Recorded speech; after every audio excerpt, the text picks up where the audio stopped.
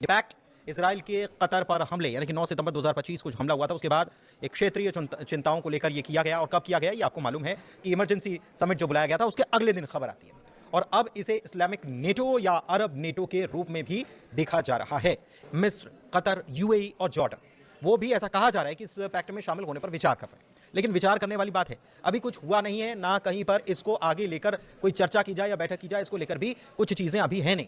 लेकिन पाकिस्तान के defence minister जो हैं, रक्षा मंत्री ख्वाजा आसिफ, वो क्या कह रहे हैं? वो कह रहे हैं कि doors are not close for the others, यानी कि दरवाजे दूसरों के लिए अभी बंद नहीं है।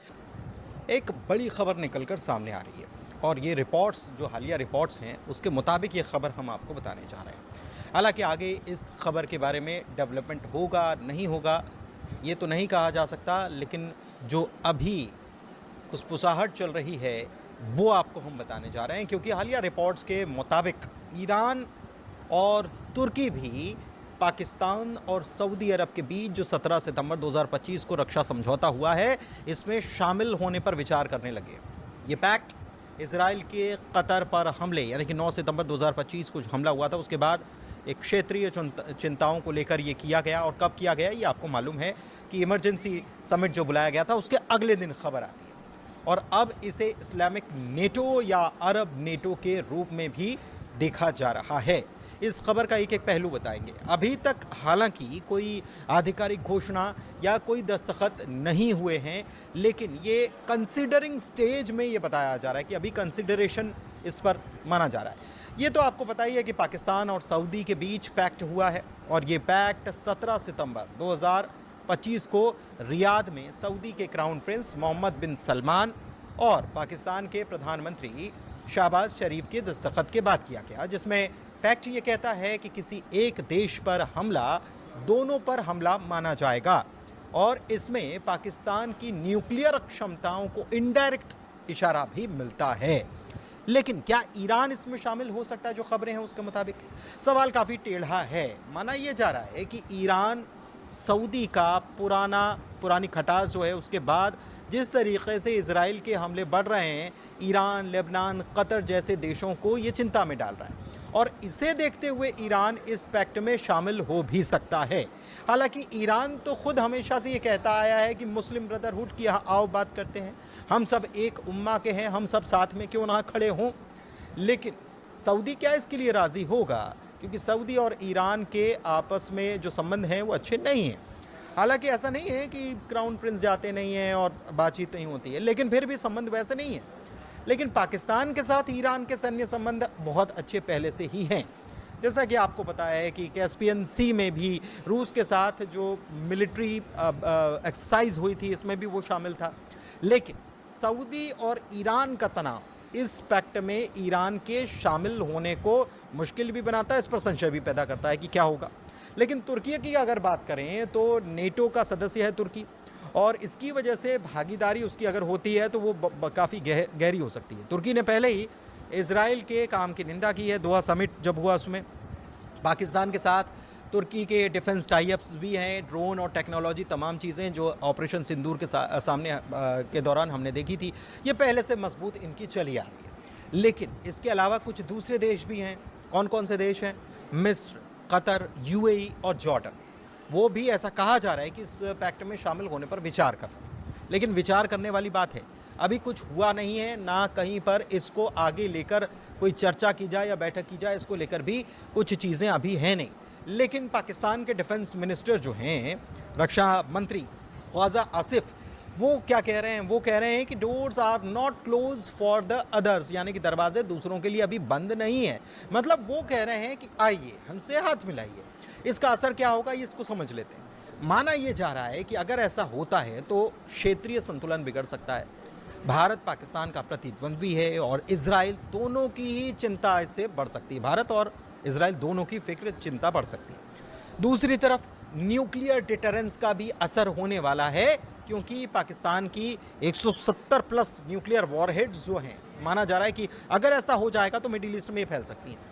लेकिन अभी इसे लेकर कोई भी औपचारिक बैठक या कोई टाइमलाइन तय नहीं की गई है कि आगे कब बैठेंगे। लेकिन जो जानकार हैं वो ये कहते हैं इस मामले को लेकर कि ज़मीन पर काम होने से ज़्यादा इसकी हाइप ज़्यादा क्रिएट की जा रही है। हवा बनाया जा रहा है। इसके पीछे सऊदी और ईरान दोनों का एक दूसरे का को पसंद ना करना सबसे अहम वजह बताई जा रही है। सोशल मीडिया पर भी इसको लेकर खूब चर्चाएं हो रही हैं। तमाम लोग अपनी अपनी प्रतिक्रिया दे रहे हैं। कुछ लोग इसे मुस्लिम उम्मा की एकता बता रहे हैं, तो कुछ कह रहे हैं कि ये पॉसिबल ही नहीं है, यानी कि ये हो नहीं सकता है। अब देखिए, सऊदी जो है पहले से पैक्ट में शामिल हो गया 17 तारीख को, और इसके पीछे कारण क्या था? इजराइल के हमले से उसको एक डर भी है, क्योंकि दोहा में अटैक हुआ तो क्या सऊदी दूर है क्या? दूसरी तरफ पाकिस्तान एक न्यूक्लियर ताकत भी है, और सऊदी ये खुद चाहता है, कहीं ना कहीं ख्वाहिश उसकी है, तमन्ना है कि उसके पास भी न्यूक्लियर हथियार तो हो। भले ही वो इसे मानता ना हो, या कभी भीतर ही भीतर उसकी हसरत तो कुछ ऐसी है, भले ही उसने खुलकर कभी कहा नहीं हो। ऐसे में पाकिस्तान से पैक्ट होने के बाद न्यूक्लियर पावर का भी उसे फ़ायदा मिलेगा, ऐसा माना जा रहा है। दूसरी तरफ अगर ईरान की बात कर लें, तो ईरान भी विचार ज़रूर कर रहा है, लेकिन उसका सऊदी से तनाव भी जग ज़ाहिर है। तो क्या उसे ऐसे में वो इसमें पैक्ट में शामिल हो सकता है? तुर्की की बात कर ले तो इस पैक्ट में शामिल होने पर तुर्की विचार करने की उसकी बात सामने आई है, क्योंकि पाकिस्तान से बहुत नज़दीकी है। तुर्की पहले से ही नाटो का मेंबर है। दूसरी तरफ तुर्की ने गज़ा पर इजराइल की जो एक्शन हुआ है, इसके साथ ही कतर के दोहा में इजराइल की तरफ से जो अटैक हुआ है, इसकी निंदा की है। और तो और तुर्की ने इजराइल पर प्रतिबंध लगाने का भी काम किया है, और तुर्की कहता है कि हम एकमात्र हैं जिन्होंने सख्त कदम उठाए। इजराइल की ऑफिशियल फ्लाइट्स के लिए एयर स्पेस बंद करने का भी काम तुर्की ने किया है। बीते दिनों हमने इसको लेकर एक खबर बताई थी। इसके अलावा तुर्की वो देश है जिसने अपने जहाज़ों को इजराइल के बंदरगाहों पर जाने से रोक दिया है। झंडे लगे जहाज़ नहीं जाएंगे, और अपने बंदरगाह भी इजरायली जहाज़ों के लिए बंद कर दिए हैं। इतना ही नहीं, तुर्की के पाकिस्तान से जो ताल्लुकात हैं बहुत मीठे हैं, और तो और तुर्की भी यही हसरत रखता है। पहले जैसा ऑटोमन उसका एम्पायर हुआ करता था, अब भी उसकी ताकत कुछ वैसी ही बन जाए। वो बार बार अर्दोगन जो है वो बार बार इसका जिक्र करते हैं, यानी कि वही न्यूक्लियर ताकत हासिल करने जैसी हसरत। हाँ नाजरीन, देखा तो आपने किस तरह हिंदुस्तानी मीडिया इस बात का रोना रो रहा है कि पाकिस्तान और सऊदीया का जो दफ़ाई मुआहदा हुआ है, अब इन दो मुल्कों के बाद और मुल्क भी इस मुआहदे में शरीक होना चाहते हैं, बल्कि इस किस्म का मुआहदा करना चाहते हैं। और इन्होंने तो मज़ीद मुल्कों का नाम भी लिया है। इन्होंने ईरान का नाम लिया है और तुर्की का भी नाम लिया है कि वो भी पाकिस्तान के साथ इसी किस्म का मुआहदा करना चाहते हैं, क्योंकि इनके मुताबिक जो है वो अरब मुल्क जो हैं वो भी तहफ़्फ़ुज़ चाहते हैं, इसलिए वो पाकिस्तान के साथ मुआहदा करना चाहते हैं। तो इनको ये डर है कि अगर पाकिस्तान कोई ऐसा मुआहदा करता है और कोई नेटो तर्ज का कोई इत्तेहाद बनाता है, तो पाकिस्तान आगे से मज़ीद मजबूत हो जाएगा। तो अब अगर हमने हिंदुस्तान ने यानी कि पाकिस्तान पर हमला करने की कोशिश की, तो अरब मुल्क सारे के सारे पाकिस्तान के पीछे आएंगे। तो हिंदुस्तान को इस चीज़ का बहुत ज़्यादा जो है वो फ़िक्र लाहक है, बल्कि इन लोगों को जो है वो रातों की नींदें उड़ी हुई हैं कि पाकिस्तान इतना मजबूत और ताकतवर क्यों होता जा रहा है। तो आपको हमारी वीडियो कैसी लगी, अपनी कीमती राय का इज़हार कीजिएगा। हमारी वीडियो अच्छी लगी हो तो हमारे चैनल को सब्सक्राइब कीजिएगा, लाइक कीजिएगा। बहुत शुक्रिया।